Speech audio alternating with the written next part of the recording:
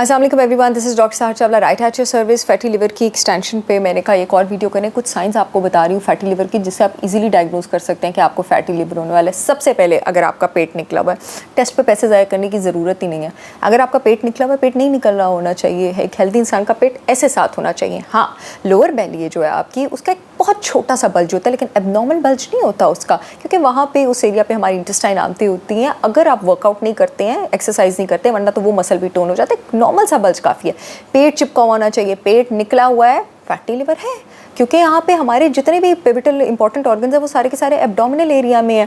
इसका मतलब है कि लिवर पे चर्बी आई और इतनी चर्बी इन्फिल्ट्रेशन अंदर से स्टार्ट होती है कि उसने चर्बी की उल्टी कर दी है, बाहर को आगे तो पेट निकला है। उसके बाद जब वो और चर्बी इकट्ठी होती जाती है, वो साथ वाले ऑर्गन्स में भी, ये जो ये वाला पेट होता है ना आपका, जो मज़े से आपकी शर्ट के बटन भी नहीं बंद हो रहे होते हैं, ठीक है, और पैंटें आपको बार बार खुली करवानी पड़ती हैं, ये फैटी लिवर होता है। इसके लिए बाद में टेस्ट करा के 150 किलो वजन के बाद जाके टेस्ट करा के आप कहते हैं हमें तो फैटी लिवर निकला है। तो आपको क्या लगता है 150 किलो पे आप कैसे पहुँचे हैं?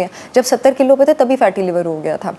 अच्छा, दूसरी जो आपके पास निशानी होती है वो आपके पास होती है फटीग और वीकनेस। फैटी लिवर आपके पास आता है इंसुलिन रेजिस्टेंस के साथ। जो इंसान इंसुलिन रेजिस्टेंट होगा उसके सेल्स में ग्लूकोज नहीं जा रहा ताकि वो एनर्जी में और फ्यूल में कन्वर्ट हो, और जब अंदर ग्लूकोज नहीं जा रहा तो आपके पास क्या हो रहा है? आपके पास ब्लड में तो ग्लूकोज रेज हो ही जा रहा है। जैसे इंसुलिन रेजिस्टेंस डायबिटीज़ के साथ आता है, वहाँ फैटी लिवर के साथ भी आता है। इसका मतलब है अगर बहुत ज़्यादा फटीग और वीकनेस आपको रहना शुरू हो गई है, आपको जो है वो फैटी लिवर की तरफ आप जा रहे हैं।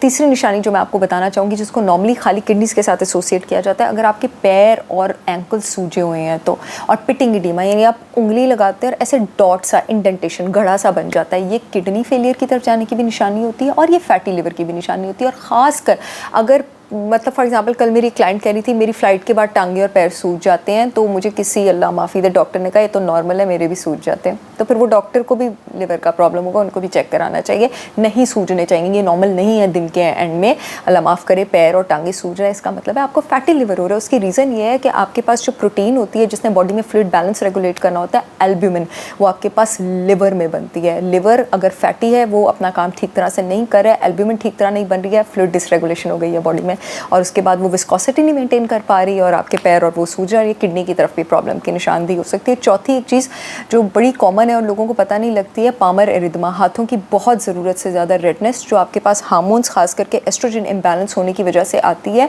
और क्योंकि आपके पास लिवर ने एस्ट्रोजन को मेटाबलाइज करना होता है, तो जब लिवर पे टॉक्सिक एस्ट्रोजन का लोड ज़्यादा बढ़ता है, वो उसको मेटाबलाइज नहीं कर पाता, हार्मोन इम्बैलेंस होता है, पामर एरिदमा शुरू हो जाता है। एक और चीज़ स्पाइडर एंजियोडीमा, स्पाइडर वेन्स, जिस्म के ऊपर वाले हिस्से में से स्पाइडर जैसी रेड कलर के ब्रूजेस का आ जाना, ये अगेन आपके पास फैटी लिवर जो है उसकी एक निशानदेही। इसके साथ फैटी लिवर की और बहुत ज़्यादा निशानदेही हैं, लेकिन ये वो चीज़ें हैं जिस पर नॉर्मली कोई बात नहीं करता। I see you all again with yet another informational video. तब तक के लिए अल्लाह हाफ़िज़।